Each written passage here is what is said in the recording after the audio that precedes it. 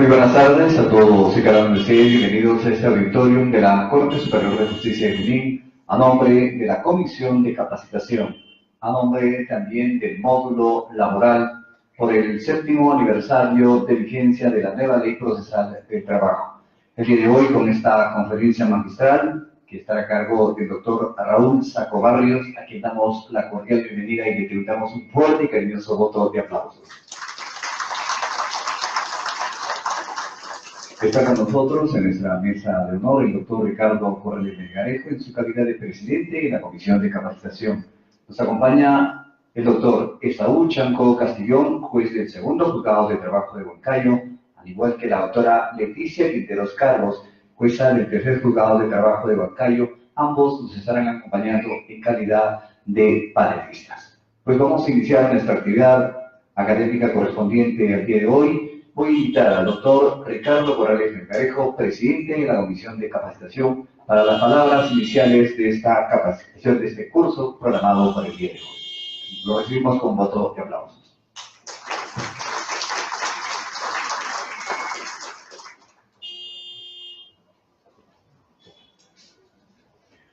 Buenas tardes con todos, doctor Raúl Saco Barrios, doctor Esaú Chanco, doctora Leticia Quinteros.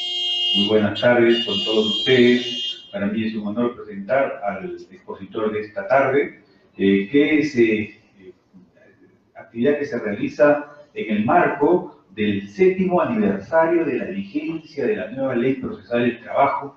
Y el doctor nos va a traer un tema sumamente importante, los principios procesales que se aplican en el nuevo modelo del proceso por audiencias, que es el que rige con la nueva Ley Procesal del Trabajo.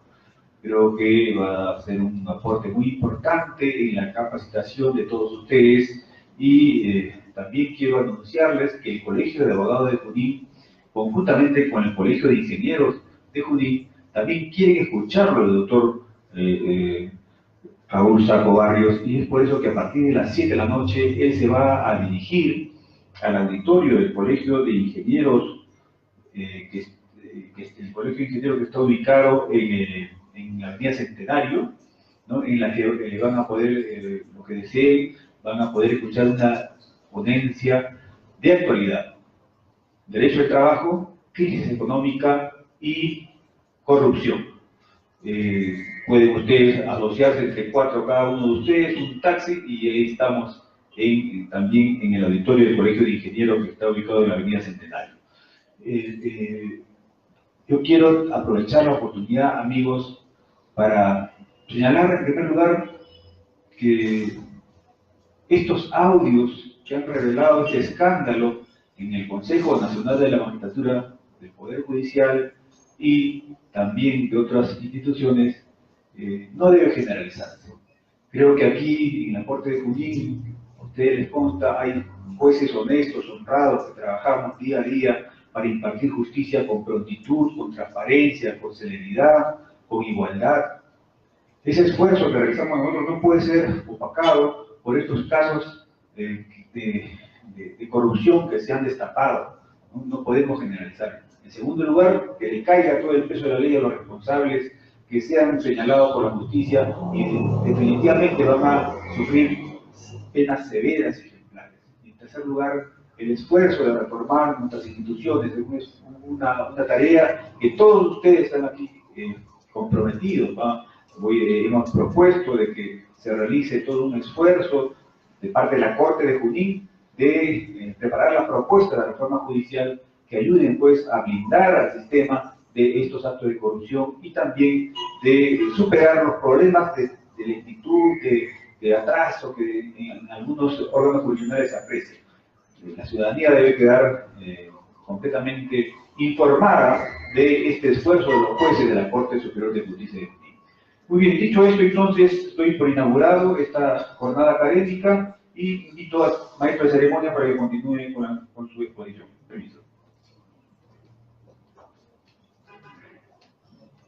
Pues bien, permítanme presentar en esta tarde al doctor Raúl Saco Barrios, abogado egresado de la Pontificia Universidad Católica del Perú, profesor ordinario de la Pontificia Universidad Católica del Perú, también profesor de la Academia de la Magistratura, profesor visitante del programa de Maestría de Derecho de Trabajo y la Seguridad Social de la Universidad de San Carlos de Guatemala, ex asesor de despacho del viceministro de Trabajo, es ex asesor principal en el Congreso de la República y también gran expositor de diversos temas laborales. Permítame en esta tarde presentar al doctor Raúl Sacobarrios con el tema programado para el día de hoy, Principios Procesales Laborales. Vamos a tributarle un fuerte y cariñoso voto de aplauso.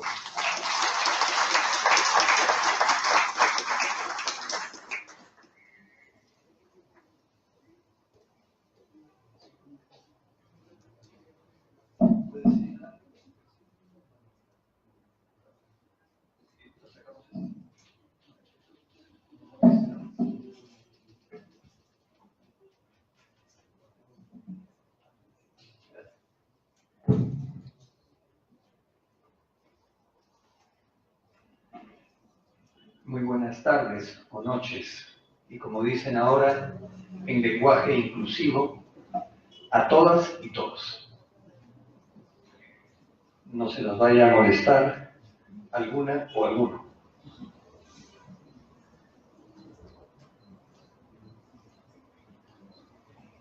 Cuando acontece un accidente aéreo, cae un avión. Si el avión es muy grande, mueren 200 pasajeros, 250 pasajeros, y esto es noticia mundial, y ciertamente es algo muy lamentable. Es importante destacar que el transporte aéreo es el más seguro que el transporte terrestre, es más seguro que el transporte marítimo, fluvial. Pero hay una noticia mundial que causa gran preocupación, consternación. Porque cuando hay un accidente aéreo, las consecuencias son drásticas, son terribles. Pero eso no quiere decir que todos los días caiga un avión, ¿no es cierto? Yo he venido hoy día por avión y solamente me caí de la cama para venir después de la siesta. Entonces, tomo esto para tomar las palabras del profesor y gran amigo Ricardo Corrales, para destacar que sí, estamos indignados, escandalizados, sumamente preocupados por lo que se acaba de mostrar ante la opinión pública el domingo pasado y que ha continuado mostrándose durante toda la semana, este último domingo, y que es noticia diaria. Si hay tal escándalo, esto no quiere decir que todos nuestros magistrados sean indignos o no sean honorables. Por unos pocos no podemos juzgar descuidadamente, desaprensivamente al conjunto de magistrados y jueces que hacen realmente una gran labor por administrar justicia con todas las limitaciones que ello significa. Entonces quería hacer ese cotejo, esa comparación entre la gran noticia de preocupación mundial de un accidente aéreo de consecuencias muy lamentables y lo que está pasando en el Poder Judicial, el Consejo Nacional de la Magistratura. Pero eso no quiere decir que debamos hacer escándalo de nuestras instituciones. El gran jurista uruguayo Eduardo J. Couture decía, palabras más, palabras menos, que debemos defender nuestras instituciones y debemos hablar bien de ellas, debemos destacar lo positivo de ellas. Y creo que en esa línea debiéramos andar también acerca de nuestro Poder Judicial, de nuestro querido Poder Judicial. Quienes litigamos, quizás renegamos de una sentencia adversa, después se nos pasa, ganamos 3 juicios que nos hacen olvidar de aquel que venimos perdiendo, en fin, pero hay que defender a nuestras instituciones. Cojo el pensamiento del maestro uruguayo Couture, para invitarlos a procurar que hablemos bien de nuestras instituciones. No se va a acabar el mundo, escándalos seguirán habiendo, pero preocupémonos más bien por reforzar este Poder Judicial, este querido Poder Judicial, con estos amigos jueces, magistrados que hoy están aquí. Hay otros que no están, otros están en otros distritos judiciales, pero no hagamos de esto una cuestión de Estado. Hay sí motivo de preocupación, pero esto seguramente como peruanos trataremos de sacarlo adelante. Luego, antes de empezar propiamente el tema, les quería pedir disculpas por el atraso, porque sí descansé un momento en la tarde, puse el despertador, pero no estoy acostumbrado a un clima tan frío, ¿no? Entonces, sí, a un clima húmedo, ¿no? Quienes están en Lima saben que los limeños no tenemos pulmones, sino branquias, como tencamos, ¿no es cierto? Pero, en realidad, me tomó trabajo ponerme más o menos decoroso para estar aquí con ustedes. Por eso me demoré y les ruego mil disculpas. Además, estoy un poquito informal con un chaleco sport, porque si venía solo con el pullover formal, iba a terminar temblando como pingüino. Ya no iba a ser un expositor, el primer expositor pingüino que visita Huancayo. Muy bien, entonces, ahora sí, entramos en materia. Debo hablar acerca de los principios del derecho procesal del trabajo. Tenemos una gran celebración, celebramos los 7 años de la puesta en vigencia de la nueva Ley Procesal del Trabajo en Huancayo. Y la Ley Procesal del Trabajo se publicó en el año 2010, entonces ya tiene 8 años y medio, poco más, poco menos. Huancayo tiene el privilegio de haber sido uno de los primeros distritos judiciales en los cuales se puso en vigencia la nueva ley. La nueva ley, estamos hablando de una criatura que tiene 7 años. Creo que nuestro querido Ricardo mañana trae una torta para cantar Happy Birthday, ¿no es cierto? Pero tiene 7 años aquí, 8 años y medio de vigencia y le seguimos llamando nueva. ¿Qué decía nuestro querido gran amigo don Fernando Elías Mantero? Así la bautizaron, pues. Si vemos la ley tal cual fue publicada en el Diario del Peruano, tenía un sombrerito, un título: Nueva Ley Procesal del Trabajo. Entonces, pasarán todos los años que transcurran y esté en vigencia esta norma y la seguiremos llamando nueva. No porque esté nueva, sino porque así fue titulada en nuestro diario oficial. Eso decía Fernando Elías. ¿Y qué decía Mario Pasco? Él se preguntaba en el Congreso Internacional, en el tercer Congreso Internacional de Derecho Procesal del Trabajo, celebrado en Piura en el año 2003, y decía, ¿por qué una nueva ley? ¿Por qué nueva, quiero decir? ¿Por qué nueva? Y Pasco mismo se respondía, ¿no? Nueva. Pasarán los años, pero él decía, probablemente porque estamos tratando de hacer un gran cambio en la gestión de los asuntos procesal laborales. Un gran cambio que viene determinado por este gran concepto de la oralidad. Algunos podrán recordar, ya se hablaba de oralidad con la ley 26636. Estoy haciendo ahora una investigación que me remonta a los primeros años del derecho procesal del trabajo en el Perú. Y ya se hablaba, el maestro Jorge Angulo de la Escuela de Trujillo hablaba de oralidad a propósito del Decreto Supremo del año 1936 que regulaba el proceso de las reclamaciones de obreros. El doctor Joaquín Leguía Gálvez, que fue ministro de Trabajo, profesor en mi universidad, él decía, también ha habido oralidad, pero no se lograba afirmar eso. Entonces, hablar de oralidad no es algo nuevo. Lo que es nuevo, recordaba Mario Pasco, es que esta oralidad nos lleva a todos los que estamos involucrados en los asuntos laborales a gestionar de manera distinta estos asuntos laborales. La oralidad implica que el juez, los magistrados, los auxiliares jurisdiccionales, las partes, los terceros, llámense testigos, llámense peritos. Y naturalmente, los abogados de las partes tengan una relación distinta con el proceso. Antes era un proceso escrito, ahora es oral. Tenemos que aprender, los que no lo hayamos hecho todavía, o seguir aprendiendo o continuar nuestro ejercicio para poder desempeñarnos en este nuevo, o no tan nuevo, proceso oral.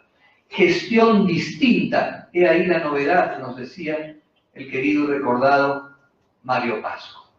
Muy bien, entonces una nueva ley procesal del trabajo. Y hoy día hablaré de los principios y algunos criterios informadores a la luz de esta ley procesal. De todas maneras, si hablamos de derecho procesal del trabajo, me permito un par de minutos para decir por qué hablamos de derecho procesal del trabajo.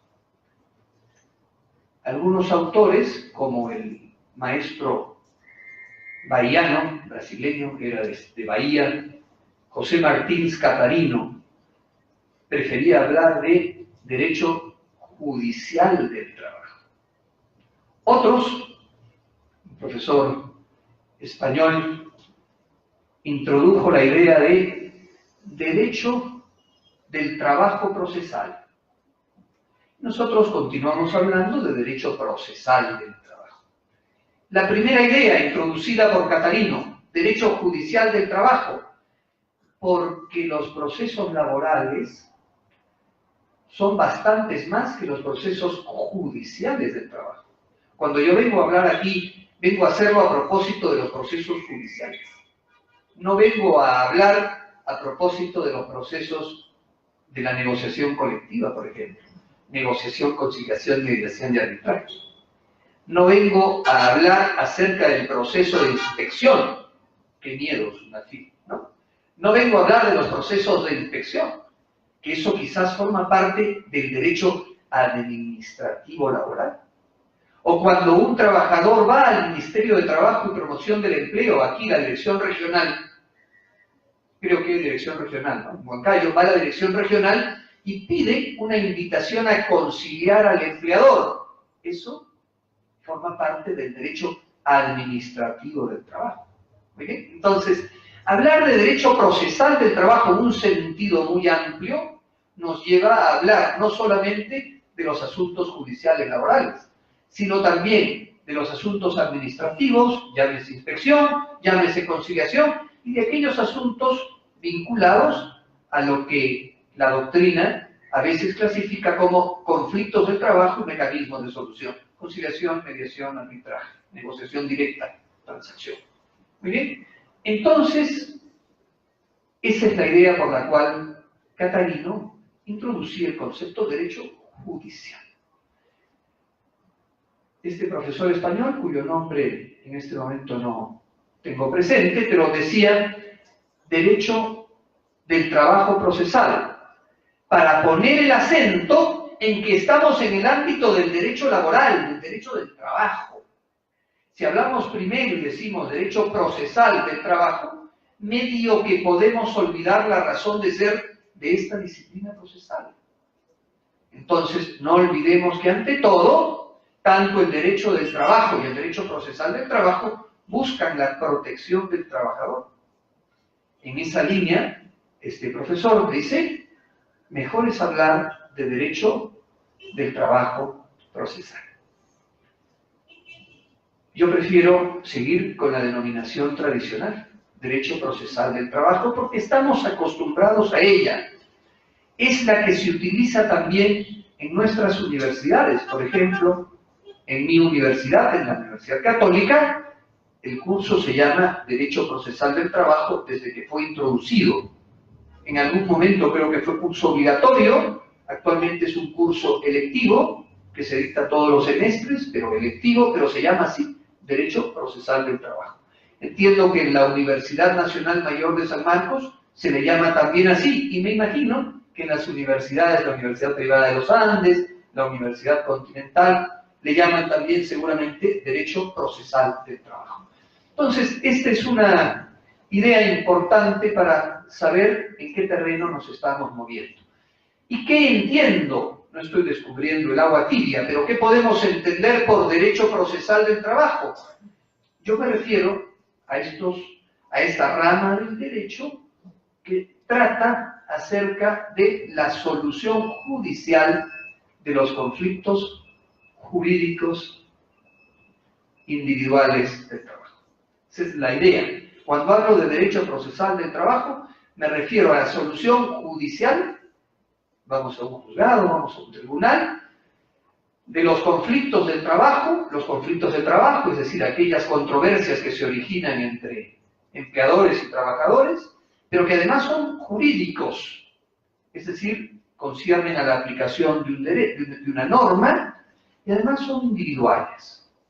Cuando 20 trabajadores hacen una acumulación subjetiva y presentan una demanda, y no tenemos un conflicto colectivo, tenemos un conflicto plural. La suma de conflictos jurídicos individuales determina un conflicto jurídico plural, no colectivo. Cuando hablamos de conflicto colectivo, entramos ya al ámbito de la negociación colectiva, de la conciliación, mediación, arbitraje, en caso de fracasar, la negociación directa. Muy bien, entonces, me refiero al derecho procesal del trabajo, entendido como un derecho judicial, de atención de conflictos del trabajo. Y además, dicho esto, debo desarrollar principios. Y aquí quiero hacer también otra precisión importante. Los principios son criterios orientadores, informadores, inspiradores, por un lado del derecho del trabajo, en este caso el derecho procesal del trabajo. Y esencialmente son dos: el principio protector del derecho procesal del trabajo, algunos profesores le denominan principio tutelar del derecho procesal del trabajo, y el principio de veracidad, que en el ámbito del derecho laboral sustantivo lo conocemos como principio de la primacía de la realidad. Entonces, en el ámbito del derecho procesal del trabajo, esencialmente refiero dos principios: el principio protector o tutelar y el principio de veracidad. Profesor Sacco, pensará alguno, pero ¿qué hacemos con la celeridad? ¿Qué hacemos con la oralidad? La inmediación, la concentración, la publicidad. Prefiero ubicarme a este respecto del lado de aquellos profesores, como el propio profesor Mario Pasco, que dicen que en rigor estos no son principios, sino son más bien criterios, particularidades, características o especificidades de los procesos laborales. Muy bien. Nuestra ley, nuestra nueva ley, y lo hacía también la vieja ley, la ley 26636, hablan sobre principios: el principio de oralidad, el principio de celeridad. Muy bien, está bien, no vamos a criticar a la ley y a sus autores. Simplemente en el ámbito dogmático me permito hacer esta referencia, que repito, no es mía, es planteada por algunos autores, en nuestro país por el profesor Mario Pasco. Principios, esencialmente dos: protector o tutelar, principio de veracidad. Criterios, o mejor, particularidades, peculiaridades, especificidades, características del proceso laboral: la celeridad, la oralidad, la inmediación, la concentración, la publicidad. Muy bien, entonces he formulado dos precisiones: el concepto de derecho procesal del trabajo, para saber de qué vamos a hablar, y las grandes ideas, a propósito de los principios, y de las características, peculiaridades, especificidades del proceso laboral. ¿Qué importancia tiene hablar de principios del derecho procesal del trabajo? Naturalmente, si no conocemos cuáles son las bases de una disciplina jurídica, no nos podremos mover con comodidad. Es como pretender multiplicar sin saber sumar. cuando aquí algún papá o alguna mamá, una hermanita o un hermanito quiere ayudar al más chiquito de la casa que está aprendiendo a multiplicar, coge el libro de matemáticas y dice, ¿qué cosa es la multiplicación? Es una suma abreviada, ¿no es cierto? 3 por 2, 6. Y en inglés, ¿qué se dice? 3 times 2, 3 veces 2. Es una suma abreviada. Muy bien. Entonces, es importante conocer los principios. De lo contrario, no podremos desenvolvernos con comodidad. ¿Por qué en ciertos conflictos, al momento de dictar sentencia, un juez opta por determinada solución? Probablemente tomó en cuenta el principio protector o la veracidad. Antes se decía, lo que no existe en el expediente no existe en el mundo.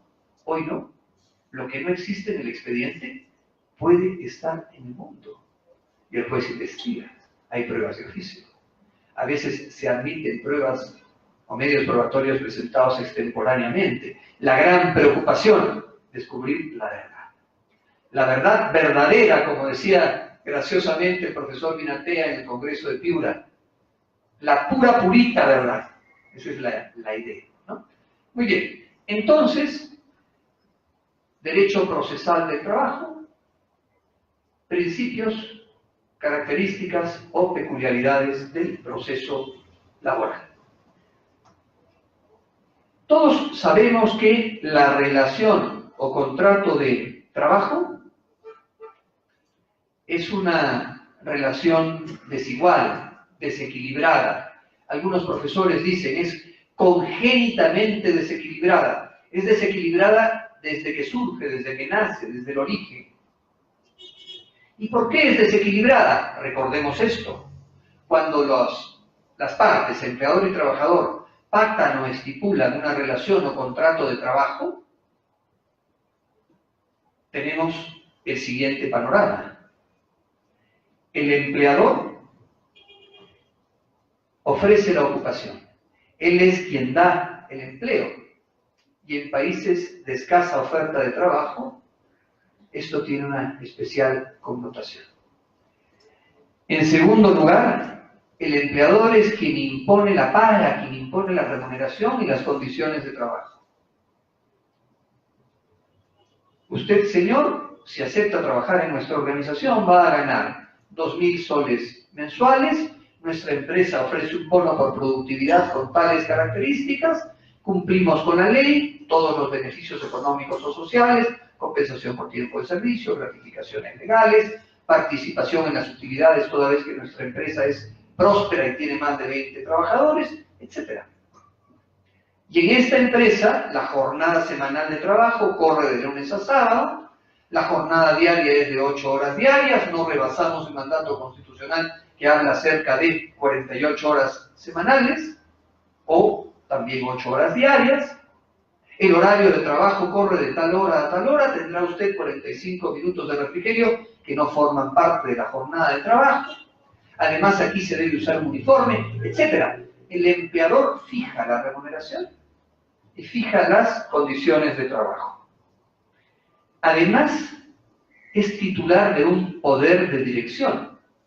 Si recordamos la definición del artículo 9 de la Ley de Productividad y Competitividad Laboral, un poder de dirección que le permite normar reglamentariamente las tareas, dictar órdenes para la ejecución de estas y sancionar disciplinariamente dentro de criterios de razonabilidad las infracciones del trabajador.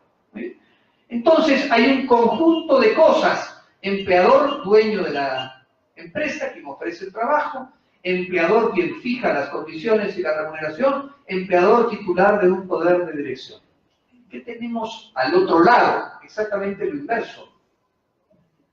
El trabajador no trabaja en aquello para lo cual se capacitó. Trabaja en aquello que encuentra. Miren ustedes a nuestros amigos o hermanos venezolanos. Médicos que probablemente están trabajando como meseros. Ingenieros que seguramente están de despachadores en una panadería. Ya vendrán tiempos mejores, ¿no? En fin. Pero en fin, ese es un ejemplo curioso, pero en términos generales, pues el trabajador seguramente no va a trabajar en aquello para lo cual se capacitó. Trabaja en aquello que encontró y seguramente dará gracias a Dios de haber encontrado la posibilidad de tener un empleo. Por otro lado, el trabajador nada negocia. No le puede decir a su ofertante de trabajo 2.000 soles, no, un poco. Yo gano 3.000, si quieres, ¿eh? Si quieres. ¿No? 48 horas semanales, no, me canso. Solamente 40. Yo los sábados juego fútbol. Y además voy a ser técnico, Gareca Chancay de Amelio. Yo voy a sustituirlo en entrenar a la selección peruana y me tengo que capacitar los sábados. No dice nada de eso, simplemente acepta o no. De ahí que se sostenga que el contrato de trabajo es casi un contrato por adhesión. Se perfecciona con el simple sí del trabajador. El trabajador nada negocia. Algunos trabajadores sumamente calificados algo pueden negociar, ¿no? Un gerente general podrá gestionar algunas cosas, discutir algunos puntos, etc. Pero un trabajador no calificado no va a poder negociar absolutamente nada. Y por último, el trabajador está en un estado de subordinación, en un estado de sujeción precisamente al poder de dirección del cual es titular el empleador. Díganme, ¿la relación es o no es manifiestamente desigual? Naturalmente que lo es. Por eso es que surge un derecho del trabajo para proteger al trabajador, principio protector. Es el principio y fundamento del derecho laboral. Proteger al trabajador. ¿De qué manera? Américo Pla Rodríguez, maestro también uruguayo, decía, introduciendo desigualdades para precisamente procurar que exista una igualdad real. Este es el derecho del trabajo. Y esa situación advertida en la relación sustantiva laboral se advierte también en la relación jurídico-procesal entre empleador y trabajador. El empleador, con motivo de ese desequilibrio congénito de la relación o contrato de trabajo, tiene también una situación sumamente ventajosa en la gestión procesal del conflicto jurídico que puede presentarse con el trabajador. Veamos. ¿Quién lleva los documentos, las planillas electrónicas, antes las planillas manuales, etcétera, en una organización? El empleador. Quizás un trabajador es desaprensivo con las boletas, las guardó un tiempo, luego dirá esto para qué me va a servir, las desecha, quizás no las desecha él mismo, quizás la persona que ayuda en la limpieza de la casa dice esto no sirve, o la esposa del trabajador, o el hermano, o algún niño lo garabateó, no sirve. ¿Quién está en mejores condiciones de trabajo para pagar una defensa en un proceso judicial? Naturalmente el empleador. Y no contrata a un abogado, a veces contrata 2 o 3. Se dan casos, seguramente aquí nuestros amigos magistrados y los abogados en ejercicio sabrán que hay empresas que dicen, yo quiero que en este proceso laboral la parte de defensa de aplicación de derechos la realice el doctor A y la gestión procesal el doctor B, porque entiende que el doctor A es muy competente en gestión de normas y entiende que el otro es un gran litigante. El trabajador no tiene generalmente recursos suficientes para poder solventar una defensa adecuada. Y a veces tiene que limitarse a una defensa de oficio. ¿Cuántas veces no hemos escuchado personas amigos que vienen, personas amigas que dicen, por favor, fírmame este escrito? Y uno pregunta, ¿quién lo ha hecho? Lo he hecho yo porque mi abogado no me asiste. ¿Puedes ayudarme? Con mucho gusto. En términos generales, el escrito está bien hecho. Yo no le brindo una ayuda a la persona, ¿no? Pero una mirada. No tiene para pagar a un abogado. Cuando se enfrentan al proceso mismo, el empleador tiene apoderados. Si no quiere, no va a asistir a las audiencias de conciliación, de juzgamiento única. No va a asistir. Tiene un apoderado y a veces no tiene uno, tiene varios. Y si el apoderado asiste, probablemente tiene un nivel de educación superior al que tiene el trabajador. ¿No? maneja mejor el lenguaje, se expresa con corrección, como decimos criollamente, quizás es hasta canchero, intercala alguna broma, a pesar de que el juez le puede llamar la atención, en otros casos hasta el juez encuentra divertida la gracia y hace el trabajador se ríe, en fin. Se ve sometido a una declaración de parte, sale airoso, sabe cómo contestar, sabe por dónde más o menos fugarse. Si el trabajador asistió sin abogado, tiene un abogado que no es tan experto en las técnicas de litigación oral, será, como decimos coloquialmente, fácilmente paseado. Claro, está también la labor del juez para compensar esa situación. Pero digamos, yo lo que quiero mostrar ahora es esta situación de desequilibrio. Si se trata de la inspección judicial, muy bien, la inspección solamente será útil cuando subsistan los elementos que determinen que la inspección sirve para algo. Porque si hubo un accidente de trabajo, porque no había una adecuada distribución de los equipos, etc. El escenario donde sucedió el accidente, 5 meses después, cuando se haga la inspección, naturalmente ya cambió y todo estaba ordenadito y cada cosa en su lugar. La inspección no servirá para nada. Si se trata de ofrecer una declaración testimonial, obviamente el empleador está mejor ubicado. Si la declaración testimonial es de un trabajador de la propia empresa, el trabajador tendrá temor de declarar en contra de los intereses del empleador. Y hasta puede ser amenazado por el empleador. Quizás al trabajador le va a costar trabajo encontrar testigos idóneos que quieran declarar en una audiencia. Entonces, estamos viendo pues que existe un manifiesto desequilibrio. Y para compensar este desequilibrio que afecta la gestión adecuada de las normas tutelares, de las normas protectoras del derecho del trabajo, existen 4 vías. Normalmente pensamos en una, existen 4. El derecho procesal del trabajo es una, pero también existe la inspección del trabajo, existe la cuestión sindical y existe el derecho penal del trabajo. Hoy en día, siglo XXI, la vigencia y defensa de los derechos sustantivos laborales se pueden procurar por uno o más de estos 4 caminos. El derecho procesal del trabajo, la inspección del trabajo, la cuestión sindical y el derecho penal del trabajo. A nosotros nos interesa hablar del derecho procesal del trabajo. Simplemente destaco con relación a la inspección y a este mismo derecho procesal del trabajo que las normas tutelares, las normas de protección del derecho del trabajo para nada servirían si no hubiese un conjunto, una jurisdicción y un conjunto de normas procesales que ayuden a mantener vigentes esos derechos. O si no existiese una inspección laboral que ayude a mantener vigentes estos derechos. Con relación a esto último, tomo la idea de un director general de la Organización Internacional del Trabajo, de la OIT, más o menos hacia 1965, un informe general dijo precisamente eso. Sin la inspección del trabajo, las normas tutelares, las normas de protección, serían sencillamente letra muerta. Muy bien, entonces nos quedamos con el derecho procesal del trabajo. Espero no resfriarme para mañana. Seguro que no. Mucho hace el estado mental, ¿eh? Si uno piensa que se va a resfriar, seguro que se resfría. Mejor pensemos que no. Aquí. Bueno.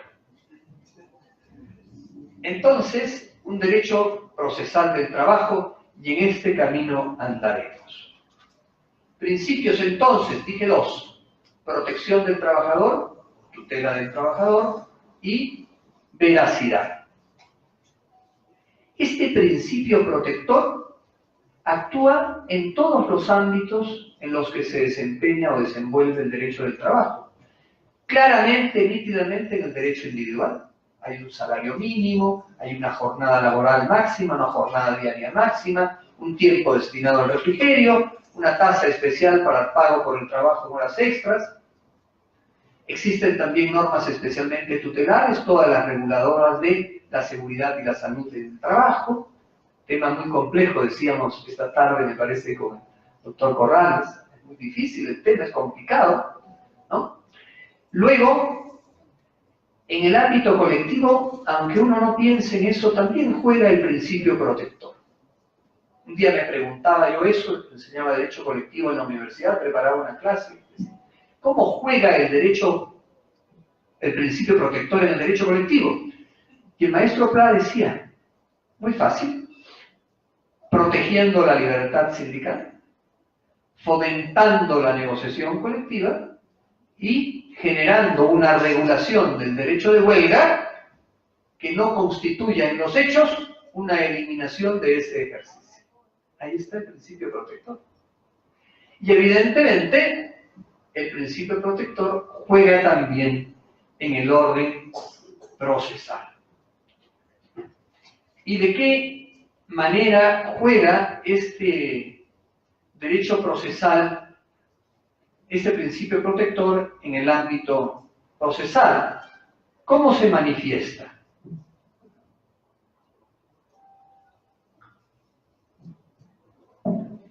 Se puede manifestar de manera directa o de manera indirecta. Por ejemplo, directamente, voy a poner un conjunto de supuestos que no necesariamente se dan en el Perú, pero que existen en la legislación comparada. Directamente, el principio protector, por ejemplo, se manifiesta mediante la posibilidad de iniciar de oficio un proceso. Imaginemos, un juez, un magistrado, toma conocimiento, se informa, se entera respecto a que en determinada empresa hay un incumplimiento específico. Inicia de oficio un proceso. Aquí tenemos la prueba de oficio, no hemos llegado todavía a iniciar de oficio un proceso. Puede ser un tema interesante. ¿Qué ocurriría si un juez conoce una infracción laboral y dice esto es insostenible, inicia un proceso de frente? Puede ser interesante como un tema de debate en una clase o una pregunta de examen. Los profesores aquí ya tienen una pregunta, los alumnos vayan a estudiar. ¿No es cierto? Muy bien, entonces la posibilidad de iniciar de oficio el proceso, luego ciertos privilegios procesales reconocidos al trabajador. Otra forma, la redistribución de la carga de la prueba. Normalmente hablamos de la inversión, ¿no? De la carga de la prueba, del onus probandi. Pero podemos hablar también, mejor, decía el doctor Pasco, de redistribución de esta carga. Luego, de la relatividad de ciertas pruebas, de una ampliación de las facultades del juez, por ejemplo, respecto a la suplencia de la queja, de alguna manera el juez le enmienda la plana al trabajador y al abogado que hizo la demanda porque percibe que hay algún error. Por eso es que ayuda muchísimo la calificación de la demanda. Cuando un juez lee y percibe que un trabajador no es tan claro en la demanda, le pedirá que la aclare, ¿no? En esa línea puede estar más o menos esta idea de suplencia de la queja. Y la idea del fallo inmediato, con lo que yo ya vi, no necesito actuar más cosas. Y dicta el juez una sentencia parcial, supuesto que nuestra ley permite. Lo permitía el anterior y lo permite también este. No recuerdo si lo permitía el decreto 380-TR, creo que no.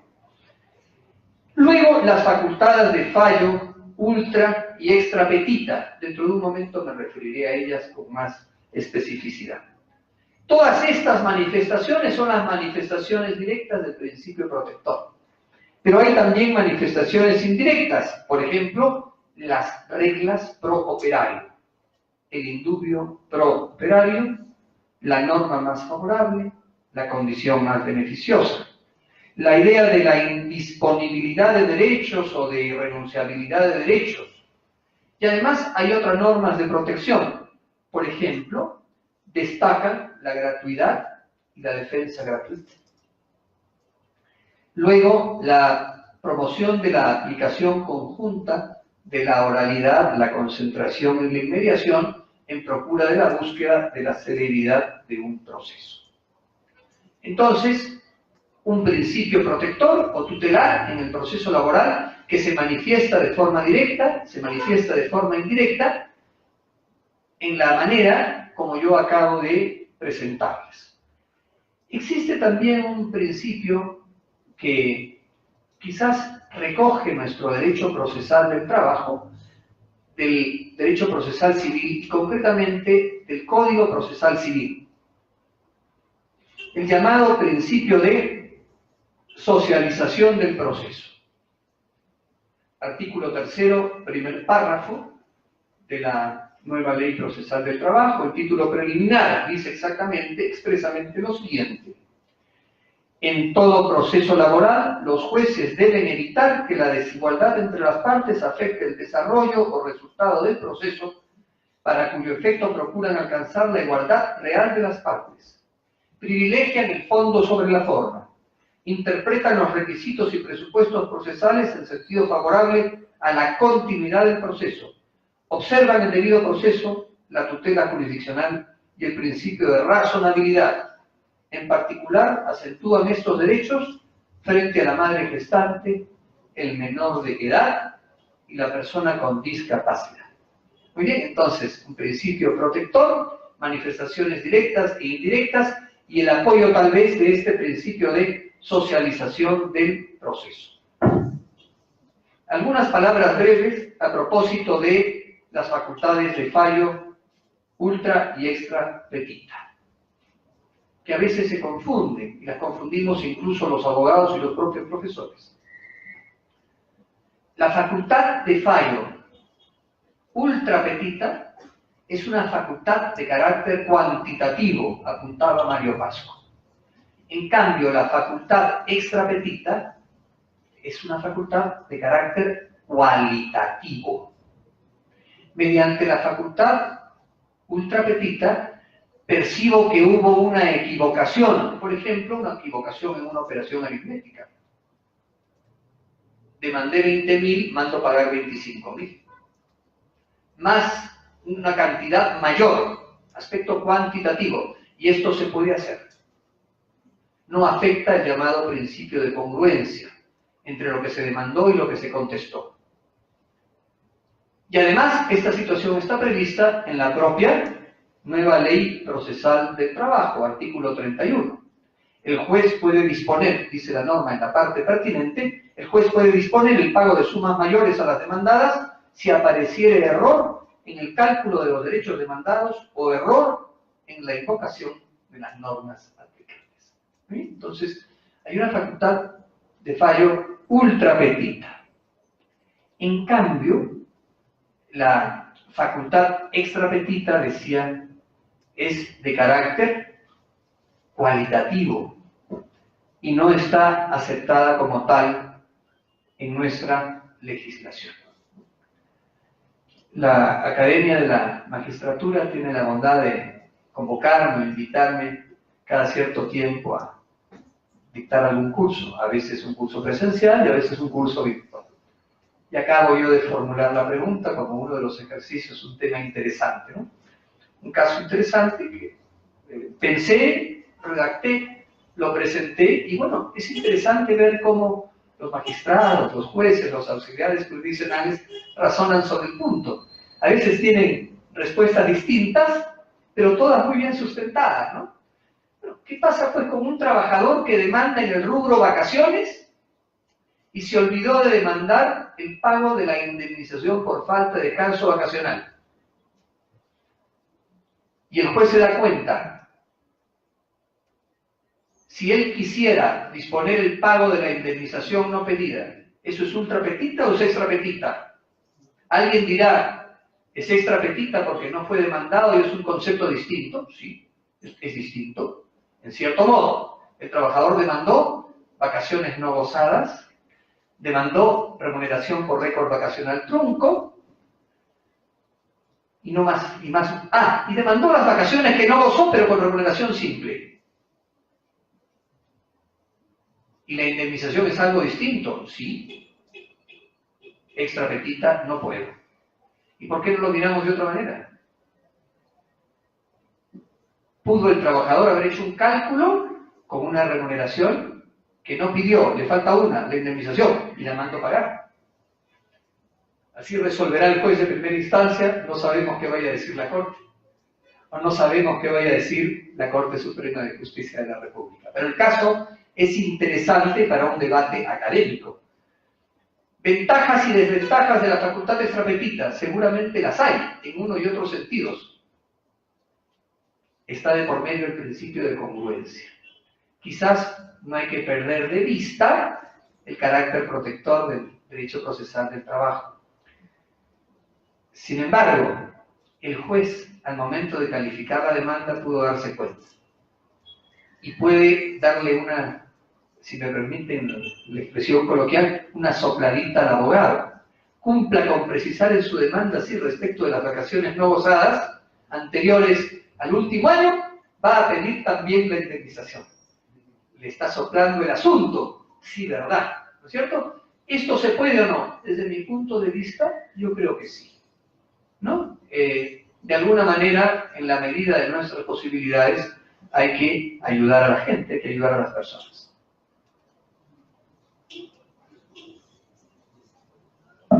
Nadie me ayuda cuando pido $1000 prestados.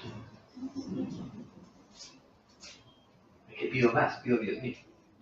Pido 10 verdecitos, doctor Corrales. A ver si me liga un verdecito. Bueno, entonces, estos son temas interesantes. Además, recordemos lo que dicen nuestros profesores en las aulas universitarias, ¿no? En derecho no hay blancos y negros, hay zonas grises. Y está el famoso caso concreto, hay que resolver la situación en el caso particular. Muy bien, entonces es un tema debatible. ¿Y qué de especial tiene el otro gran aspecto vinculado al principio protector? La gratuidad. El maestro Jorge Angulo, lo cité antes de la Escuela de Trujillo, hablaba del mínimo costo, me parece. Mario Pasco, del costo mínimo, o algo parecido. Es que el proceso laboral, precisamente pensando en esa limitación de recursos que tiene el trabajador, le debe costar lo menos posible o debe ser gratis. Eduardo J. Couture planteaba una pregunta que seguramente ustedes las están pensando aquí. Si fuera gratis, todo gratis, ¿lloverían las nulidades? ¿Lloverían las apelaciones? Infundamente, va, apelo a ver si me liga. ¿Lloverían las casaciones? ¿Lloverían las recusaciones? En fin. Entonces, ¿qué hay que pensar? Dice que Aristóteles decía, in meso stat virtus, ¿no? Al medio está la virtud. Entonces, buscar alguna situación que permita, de alguna manera, rebajar el costo de la participación del trabajador en el proceso, pero sin eliminarlo plenamente en la generalidad de los casos. Nuestra ley orgánica del Poder Judicial exonera de pagos en una cuantía mínima, y luego los aranceles judiciales se pagan rebajados en un 50%. Bueno, lo anecdótico es que quienes hacen los aranceles cada año descubren algo nuevo que pueden cobrar. Hace unos años las nulidades no se pagaban, ahora sí se pagan. Una sopladita para que saquen la vuelta al pago de las nulidades, formulen un recurso de reposición. Me parece que el recurso de reposición no tiene tasa judicial. Lo que dejaron de pagar por la tasa, ahora eso es mi número de cuenta, por favor. Muy bien. En fin, entonces hay un principio de gratuidad importante. La defensa judicial gratuita, el auxilio judicial que regula el Código Procesal Civil, con base en la Ley Orgánica del Poder Judicial. La defensa gratuita que realiza el Ministerio de Trabajo y Promoción del Empleo, las direcciones regionales, etc. Entonces, la gratuidad desempeña, pues, un papel importante.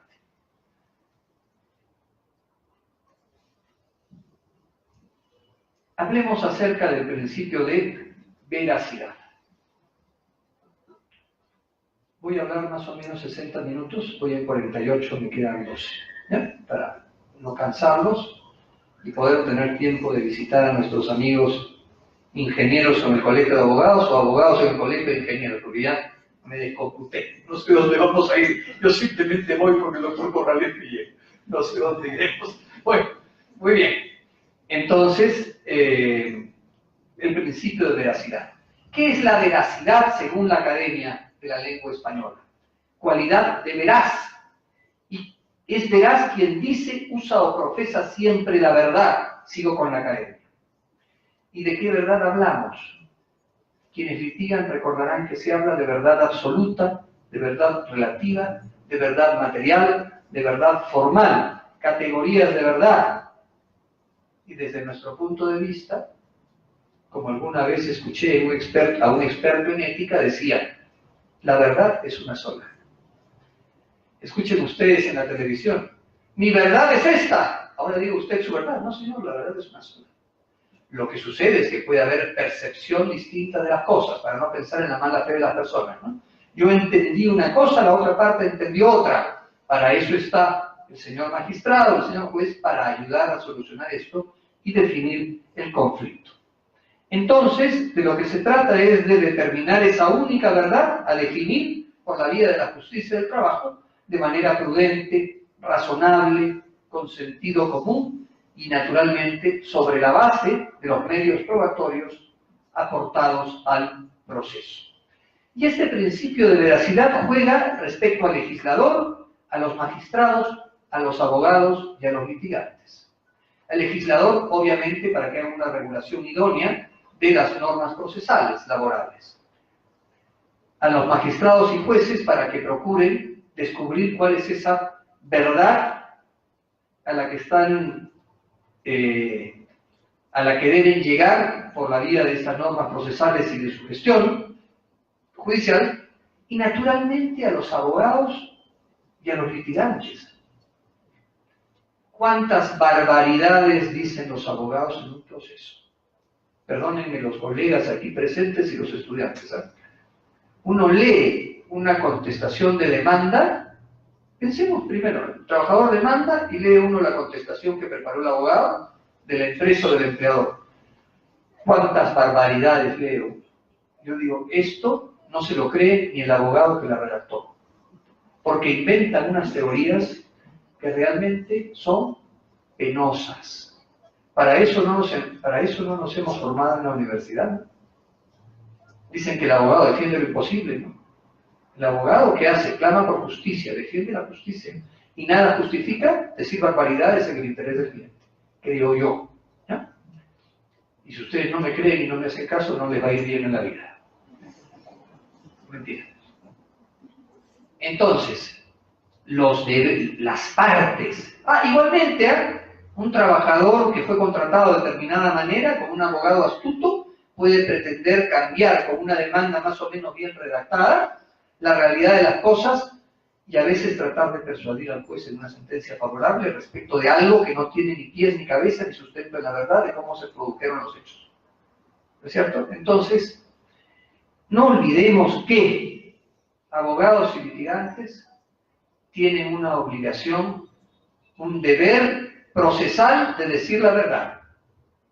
Si les interesa el tema, este fue un tema especial en el Congreso de Piura de Derecho Procesal del Trabajo.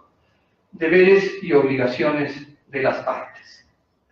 Ya dije, en buena cuenta, este principio de veracidad no es otra cosa que la aplicación del principio de la primacía de la realidad en sede procesal. Sobre esto hay distintas citas doctrinarias, el profesor Javier Neves, Francisco Javier Romero Montes y el profesor también Acevedo Mena, recientemente jubilado, magistrado titular de la Corte Suprema de Justicia de la República. Y creo que ya nos dedicamos un momento a las particularidades del proceso laboral. Había dicho que son la celeridad, la oralidad, la concentración, la inmediación y la publicidad. Un proceso laboral debe ser célere, debe ser rápido. Hay un aforismo muy antiguo que dice, justicia retardada no es justicia. Y un profesor chileno, Gaete Berríos, decía, los procesos laborales deben procurar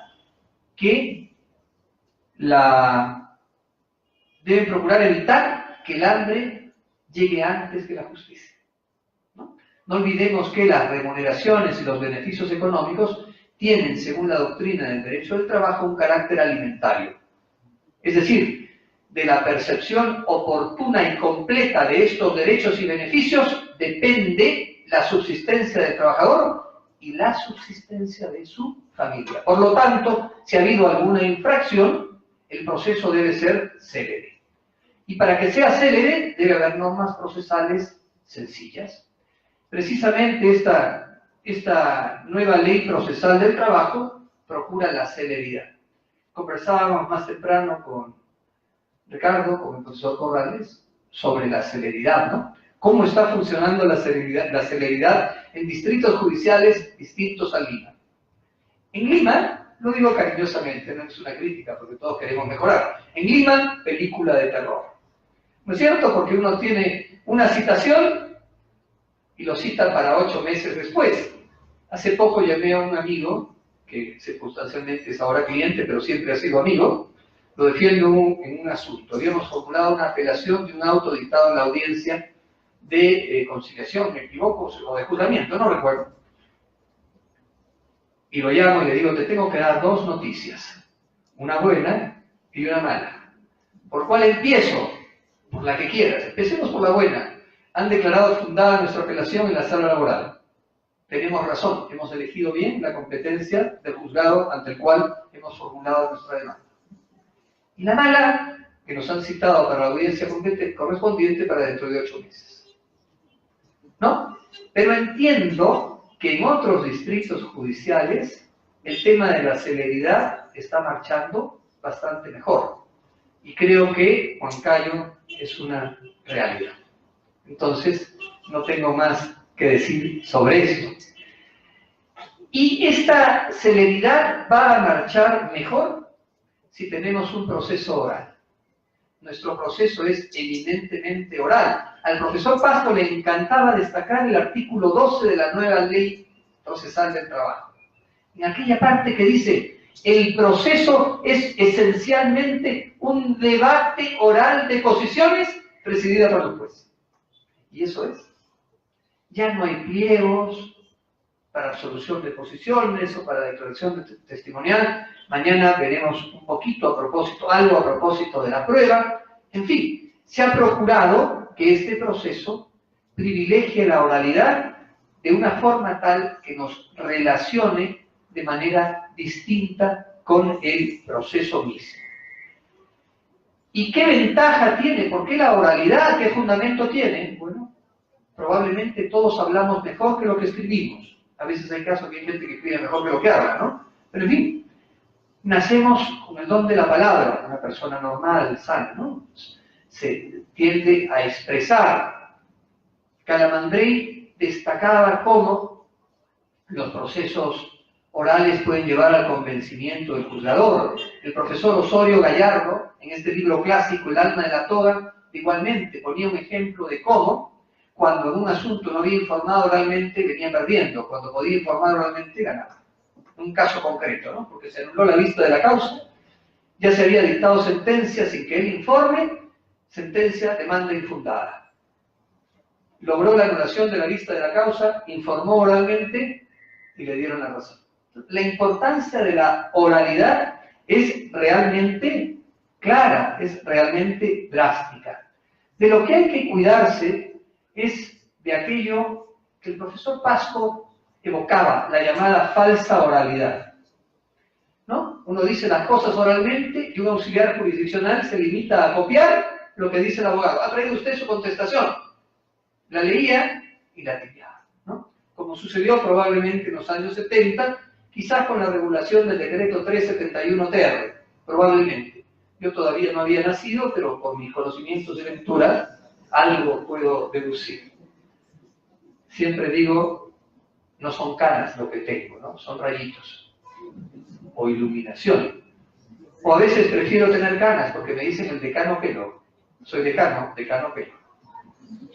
Muy bien. Entonces hay que cuidarse de esta falsa oralidad.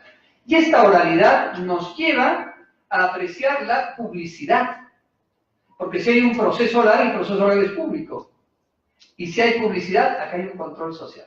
Ven ustedes los temas penales. Ejemplo que me gusta poner con mis alumnos en la universidad, el caso Cuando se impugnaban las resoluciones del Jurado Nacional de Elecciones, iban los abogados a informar.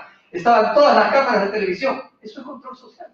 Para ver cómo informó el abogado de un partido, para ver cómo se desempeñaron los magistrados del Jurado Nacional de Elecciones.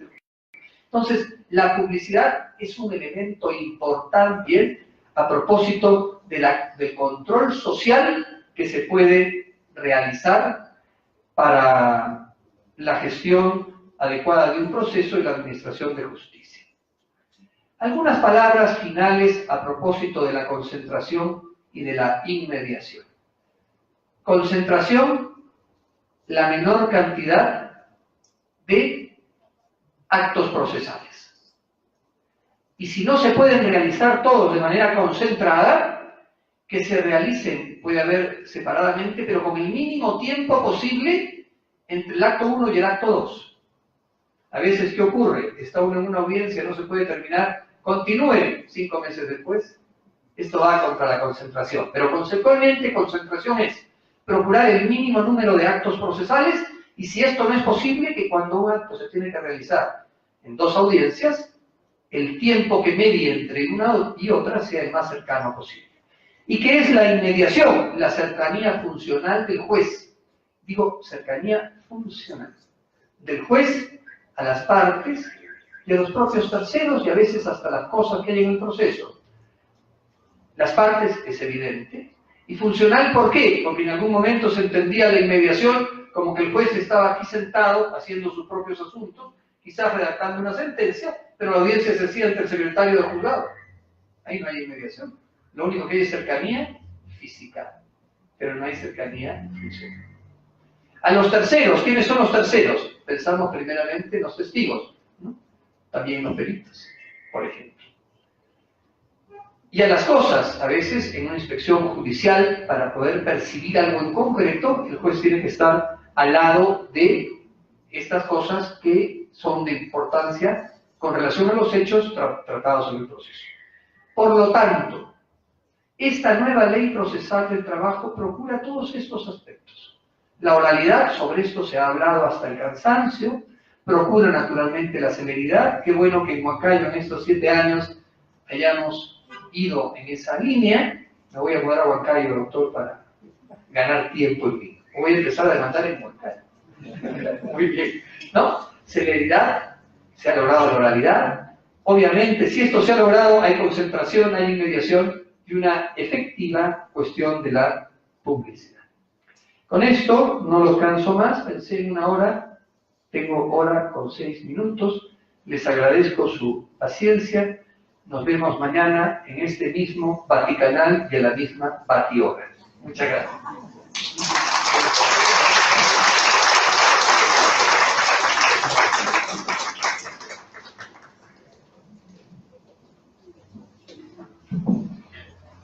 Luego de la exposición del doctor Raúl Saco Barrios, vamos a invitar a los señores panelistas que nos acompañan el día de hoy. En primer término, al doctor Esaú Chancó Castillón, juez del segundo juzgado de trabajo de Huancayo.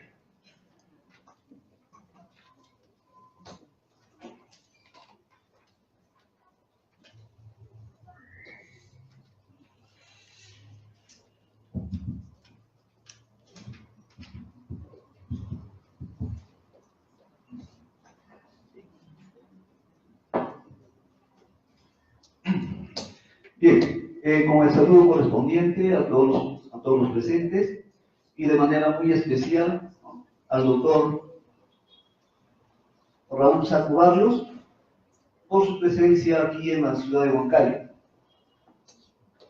El doctor Raúl Saco Barrios escribió un artículo cuyo título señala así: a propósito de las relaciones entre normas, vínculos entre la ley procesal del trabajo y el Código Procesal Civil.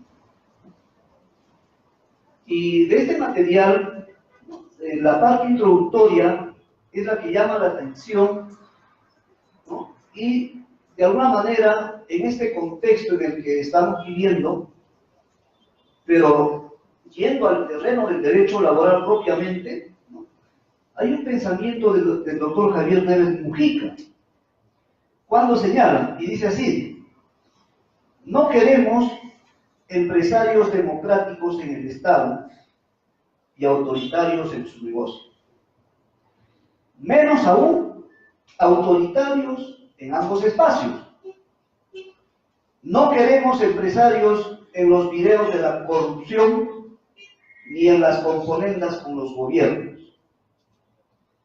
Queremos empresarios conscientes de la realidad del país, que respeten la dignidad de las personas, especialmente la de sus propios trabajadores. En realidad es un pensamiento que quizás una mira al futuro, ¿no?, de lo que iba a pasar por estos días, pero llevándolo al terreno laboral de alguna manera, es una invocación, ¿no?, al empresariado de la forma como debe proceder en los procesos laborales, tal como hemos escuchado en esta tarde, que frente al principio protector, donde existe justamente esa desigualdad procesal entre las partes, donde el empresario quizás esté en mejor condición de llevar la defensa, de poder contratar uno o dos o un estudio de abogados, ¿no?, para pretender burlar los derechos de los trabajadores. Considero que este pensamiento, como se dice, es propicio y de alguna manera nos invita también a poder reflexionar. Eso a manera de una introducción en mi participación. 2. Hemos escuchado atentamente la clasificación, obviamente bastante académica, ¿no?, del doctor, y entiendo que todos coincidimos, porque finalmente, cuando nos referimos al principio protector del derecho procesal del trabajo, ¿no?, tal conforme yo lo he señalado y está por demás, son las que ha señalado el principio de veracidad, por un lado, y por otro lado, la gratuidad. Sintetiza todos los principios que el juzgador y los abogados al momento del litigio hacen uso. Al margen del tema académico, quizá muchos de los presentes, nos interesa el día a día. Si bien es cierto, respecto a la posición que pueda adoptar el ponente en esta tarde, ¿no?, de que a lo que la ley, a lo que la nueva ley procesal del trabajo le denomina principios, ¿no?, a los 6 principios, llámese de inmediación, oralidad, concentración, celeridad, economía procesal y veracidad del artículo 1, ¿no?, hemos escuchado que el doctor lo considera como criterios, como particularidades, peculiaridades, especificidades o características del proceso laboral. Hay autores que a estos principios lo llaman como principios también, principios operacionales, ¿no? Sin embargo, en el quehacer del día a día, ¿no?, tanto el abogado como nosotros los magistrados, vamos a poder encontrar en la nueva ley procesal del trabajo, en el artículo 1 del título preliminar, esos 6 principios operacionales o criterios o particularidades, tal como lo ha señalado el ponente. Y en el artículo 3, propiamente, encontramos, tal como lo ha señalado también, el principio de socialización, cuando se refiere a la igualdad real de las partes, luego al principio del fondo sobre la forma, que algunos autores también lo catalogan como el principio de primacía de la realidad. Luego nos habla del debido proceso, la tutela jurisdiccional y el principio de razonabilidad. El debido proceso, la tutela jurisdiccional, que se desprende, ¿no?, propiamente de la Constitución, del artículo 139. Luego nos sigue hablando este artículo 3 del título preliminar, los principios o los deberes de veracidad, probidad, lealtad y buena fe de las partes, que no es otra cosa también el principio de buena fe procesal. Luego también nos dice que el proceso laboral es gratuito. Nos habla del principio de gratuidad. Luego, en el artículo 4, cuando el título dice interpretación y aplicación de las normas en la resolución de los conflictos de la justicia laboral. Los jueces laborales bajo responsabilidad imparten justicia con arreglo a la Constitución Política del Perú, los tratados internacionales de derechos humanos y la ley, interpretan y aplican toda norma jurídica, incluyendo los convenios colectivos, según los principios y preceptos constitucionales, así como los precedentes vinculantes del Tribunal Constitucional y de la Corte Suprema de Justicia de la República. Por ejemplo, hay académicos que a esto le denominan como principios de constitucionalización y de interpretación según principios constitucionales, ¿no?, y precedentes vinculantes. Luego también, cuando se habla del tema de la conciliación, podemos abordar el tema de la irrenunciabilidad de derechos. ¿Por qué? Porque el artículo 30, justamente cuando se refiere al acuerdo transaccional o al acuerdo conciliatorio que pone fin a un proceso, debe superar el test de disponibilidad de derechos. Entonces, aquí también nos encontramos frente a un principio de irrenunciabilidad de derechos, que también lo encontramos en el artículo 26.1 de la Constitución Política del Estado. También habló el doctor del fallo ultrapetita, obviamente eso lo encontramos en el artículo 31, ¿no?, de la nueva ley procesal del trabajo. Entonces, la clasificación que se ha mencionado, y comparando propiamente, ¿no?, con la nueva ley procesal del trabajo, pero vamos a encontrar en la parte final algo interesante, y en eso me gustaría hacerle una pregunta puntual al ponente, a efectos de que pueda ilustrarnos, ¿no?, a propósito de la vinculación que tiene el Código Procesal Civil, ¿no?, con la nueva ley procesal del trabajo. ¿Por qué? Porque la primera disposición complementaria de la nueva ley procesal del trabajo nos dice: en lo no previsto por esta ley, son de aplicación supletoria las normas del Código Procesal Civil, ¿no? Eso nos dice. Ahora, si nosotros también revisamos el artículo 1, ¿no?, del Código Procesal Civil, también en su disposición complementaria, ¿no?, también nos señala que al ser el Código Procesal Civil una norma adjetiva general, ¿no?, los demás procesos, sea laboral, penal, qué sé yo, también se someten, ¿no?, de una manera funcional, ¿no?, también al Código Procesal Civil.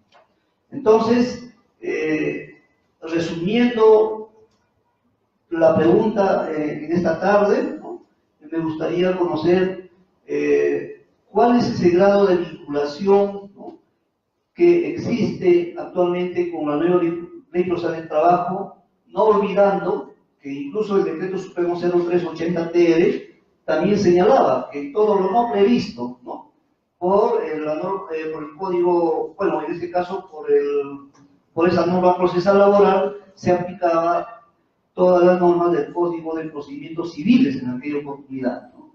Y en la ley 2636 de igual manera se invoca cómo se puede aplicar supletoriamente las normas del Código Procesal Civil. Y eso, si lo traducimos propiamente en un lenguaje académico, ¿no?, lo podemos resumir de la siguiente manera, ¿no?, quizás en el concepto del doctor Mario Paso Cosmopoulos, que decía, ¿no?, que el proceso laboral, ¿no?, es un proceso civil especial. O sea, justamente por ese grado de complementariedad, de supletoriedad que existía, ¿no?, y no solamente aborda, ¿no?, en esta vinculación, entiendo, el tema de supletoriedad, sino también el tema de complementariedad, porque en su exposición también el doctor ha hecho mención que nosotros, para poder, si hay una laguna o algo que tenga que resolver el juez, no necesariamente pueda invocar normas procesales o del Código Procesal Civil, sino también del derecho procesal constitucional, como ya lo adelantó, por ejemplo, el principio de suplencia de queja deficiente, ¿no? Que eso proviene del derecho constitucional, propiamente ya recalado en el derecho laboral. Entonces, con ello concluyo mi intervención. Muchas gracias. Muchas gracias al doctor Esaú Chanco Castillo. Inmediatamente damos el paso a la doctora Leticia Quinteros Carlos, jueza del tercer juzgado de trabajo de Huancayo. Buenas tardes, doctor Barrios, bienvenido a esta ciudad. Muchas gracias por contribuir con nuestra formación, que la colectividad, tanto de abogados como de estudiantes que veo acá citados, lo han escuchado con mucha atención, igual que nosotros. Respecto a los principios del derecho procesal laboral,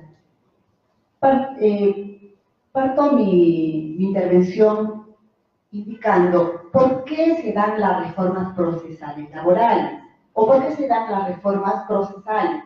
Se dice porque la respuesta de los órganos jurisdiccionales no están siendo oportunas, no están dando la respuesta que persigue la población. En el caso de la nueva ley procesal de trabajo, se decía que la ley 26636 tenía los procesos muy retrasados y que estos se debían a que el proceso era escrito y que en ese proceso escrito pues habían demasiadas articulaciones que usaban los abogados y que se había mal utilizado la prueba de oficio y que a causa de esa prueba de oficio los procesos se quedaban años tras años. Y esa era una realidad. En torno a esto vemos que la nueva ley procesal de trabajo viene con esos principios que indica en el artículo 1, que dice, ¿no?, la oralidad, la celeridad, que estoy muy de acuerdo, doctor, y que me imagino que quedó muy claro en todos, en el que son directrices, y los principios en realidad son el de protección y el de veracidad, y que estas directrices sí contribuyen con esos principios, ¿no? Y que van a impulsar a que esta nueva ley procesal de trabajo, por lo menos aquí en Huancayo, esté llevando a cabo, por lo menos con cercanía en los plazos. Entonces, vemos que una reforma procesal va a traer un cambio en los criterios, en la forma como se van a llevar los procesos, pero lo que no va a cambiar, y espero que no cambie en el tiempo, son los principios, que tanto con la ley 26636 como con esta nueva ley, los principios son los mismos. Y siempre vamos a cultivar eso. Lo que tenemos que lo que cambian son los mecanismos, estos criterios. Antes era la forma escrita, ahora es la forma oral. Entonces, también se decía, ¿por qué se está dando la reforma procesal? ¿O cuál es el objeto de la reforma procesal laboral? Es introducir la oralidad, ¿no es cierto? Entonces, no llegamos a un consenso en una reunión en la que decía, no es introducir la oralidad, es aperturar el campo, es aperturar la justicia con mecanismos nuevos. ¿Para qué? Para que una demanda sea admitida con más celeridad, para que lo que se llegue al proceso llegue al juez con inmediación, para que ese principio de veracidad tenga el reflejo directo en la oralidad, en la inmediación. Entonces, ya para cerrar el tema, es que los principios siempre se van a mantener. Lo que van a variar son los mecanismos, los criterios. Ahí una pregunta, doctor. El principio protector más la prueba de oficio colisiona con el principio de celeridad, no con el principio, sino con el criterio de celeridad, porque ahora nos exigen mucho que resolvamos con celeridad, que cumplamos los plazos. ¿Qué dice el criterio de celeridad? Dice, el criterio de celeridad impone que se resuelvan los procesos en los plazos establecidos.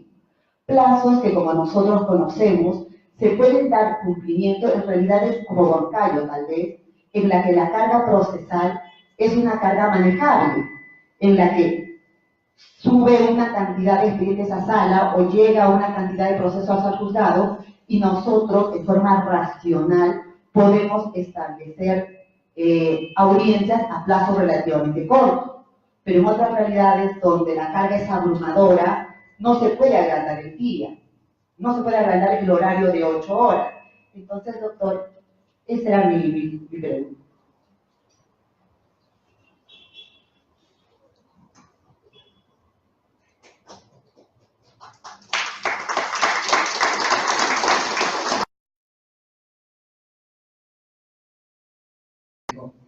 Sus comentarios. Gracias, doctor, por haber leído el artículo. Sabía que alguien en el mundo lo había leído, por lo menos uno, ¿no? He podido constatar con un medio probatorio idóneo que el doctor lo dijo. Además está resaltado, eso me ha gustado. Muy bien. Me preguntaba, doctor, la relación entre el Código Procesal Civil y la nueva Ley Procesal del Trabajo, que es lo que yo en ese artículo desarrollé, pero respecto a la Ley Procesal del Trabajo, la Ley 26636. La relación que existe entre la nueva Ley Procesal del Trabajo y el Código Procesal Civil, o a la inversa, entre el Código Procesal Civil y la nueva Ley Procesal del Trabajo, es una relación, ante todo, de ida y vuelta, porque como usted bien destacó, la nueva Ley Procesal del Trabajo, en una de las disposiciones al final de la norma, dice, se aplica supletoriamente las normas del Código Procesal Civil. Y el Código Procesal Civil dice exactamente lo mismo. Esto se aplica a otro tipo de procesos sin perjudicar su esencia. Eso es más o menos lo que dice. Entonces, es una relación de ida y vuelta. Una norma remite a la otra y esta segunda remite a la otra. ¿Y qué tipo de relaciones hay? La primera y la más conocida, la relación de supletoriedad, que siempre que se toca este tema, los autores acostumbran citar a Javier Neves por la claridad del concepto, ¿no? Javier Neves habla de la norma 1, la norma 2, lo que se dijo aquí, lo que no se dijo. No, ahí está la supletoriedad.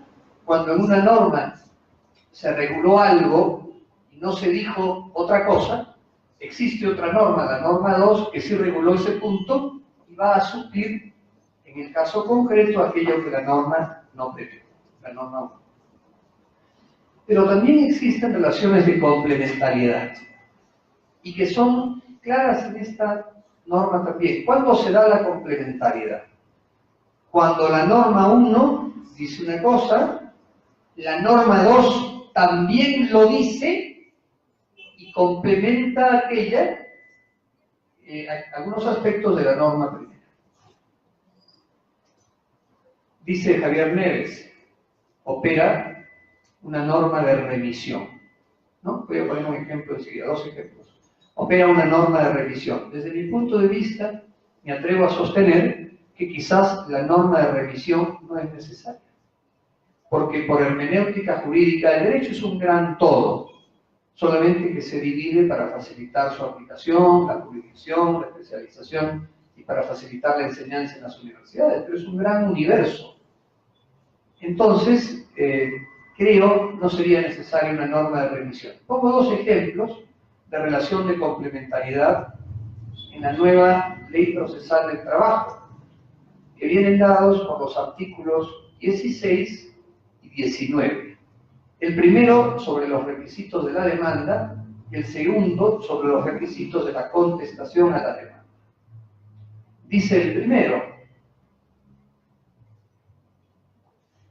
artículo 16, primera parte, lo que me interesa enfatizar.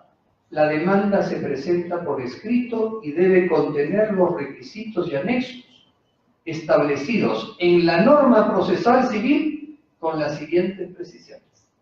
Esa es la norma de remisión. Esta norma dice, estos son los requisitos de la demanda, las precisiones que aquí señalan. Nos deriva al Código Procesal Civil. Ahí está la complementariedad. Y hay una norma muy parecida a propósito de la contestación a la demanda. Requisitos de la contestación. La contestación de la demanda se presenta por escrito y debe contener los requisitos y anexos establecidos en la norma procesal civil, etc. Entonces también hay una norma de complementariedad. Quisiera poner un ejemplo de supletoriedad, ¿no? Que está también puesto en el artículo. Imaginemos que uno de los litigantes quiere una copia de la demanda. El demandado quiere una copia por alguna razón. Pide una copia certificada. La nueva ley procesal del trabajo no regula la expedición de copias. El Código Procesal Civil sí. Entonces es posible, naturalmente, la expedición de copias, hasta por sentido común. Ahí hay un ejemplo muy sencillo sobre las cuestiones de supletoriedad. Lo mismo podríamos decir a propósito de las disposiciones relativas a la copia simple en las diligencias en las que intervienen las partes, cuando se diera el caso, ¿no? Eso por cuanto toca entonces a las relaciones. Creo que sigue existiendo una supletoriedad que es expresa, supuestos de complementariedad con revisión expresa, he puesto los ejemplos de la demanda y de la contestación a la demanda, y seguramente habrá otros que llegan a considerar que debe aplicarse complementariamente, es decir, completando a la regulación procesal laboral. Lo otro, la pregunta respecto al principio protector y la prueba de oficio, cómo juegan respecto a la celeridad. Ese es un tema bien complicadito, donde seguramente uno puede leer o escuchar opiniones bastante disímiles, ¿no? Yo puedo dar la mía. No solamente juega el principio protector, el principio de veracidad también. Cuando Expuse decía, el juez puede recurrir a la prueba de oficio en búsqueda de la verdad. Entonces, está también de por medio el principio de veracidad. Está también ahí jugando. Pero también es importante admitir que por pocas que sean las normas, hay normas que hay que cumplir. Entonces, para algo existen unos requisitos de demanda, requisitos de contestación, normas sobre audiencia. El que haya un proceso oral no quiere decir que uno pueda aceptar un proceso sin reglas, como a veces asusta y parece que pudiera ocurrir. Esto quizás no debiera darse. Y a propósito de la prueba de oficio, hay un autor brasileño, no recuerdo si es Plinio de Oliveira, quien cita a Mario Pasco en su clásico libro Fundamentos del Derecho Procesal Civil, que dice que en realidad el juez no puede asumir una actitud piadosa respecto al trabajador. No se puede confundir la aplicación del principio protector o tutelar del derecho procesal del trabajo con una aplicación piadosa, una actitud piadosa por parte del juez. La idea del pobrecito trabajador, si cometió una deficiencia, lamentablemente la cometió. Esto habrá que analizarlo en cada situación en particular. Y otro tema importante, ¿no? La prueba de oficio no existe para convalidar las deficiencias del abogado que omitió algo. Y uno podría decir, ¿pero por qué se va a perjudicar el trabajador? Se equivocó, pero no puedo yo completar algo con algo que debió presentarse. Yo creo que en esto hay que tener mucho criterio, y los jueces lo tienen, porque hay casos en los cuales se dispone la prueba de oficio, hay cuestiones tan evidentes que llevan a su necesidad de disposición, a la necesidad de su disposición, y hay otros en los cuales, si uno tiene una demanda muy mal redactada, probablemente ahí ni piensa en gestionar una prueba de oficio. ¿Va contra la celeridad? Puede ser, pero de repente también va en búsqueda de la justicia, de la verdadera justicia, no puede haber una falsa justicia, que permita definir ese caso de particular. Quiero pedir un fuerte voto de aplauso para el doctor Raúl Saco Barrios, docente de la Universidad Católica del Perú, por esta brillante exposición del día de hoy. Amigas y amigos, queremos invitarlos. El día de mañana es el día central del 7º aniversario de vigencia de la nueva Ley Procesal del Trabajo. Por tal motivo tendremos también la grata compañía del doctor Raúl Saco Barrios con el tema la prueba en el proceso laboral. Quedan cordialmente invitados mañana a partir de las 5 de la tarde en este auditorio de la Corte Superior de Justicia y también acompañándonos en el acto protocolar por el 7º aniversario de vigencia de esta nueva Ley Procesal del Trabajo. Quedan cordialmente invitados. Palabras finales del doctor Ricardo Corrales Melgarejo, presidente de la Comisión de Capacitación de esta Corte de Justicia. Muy bien, amigos,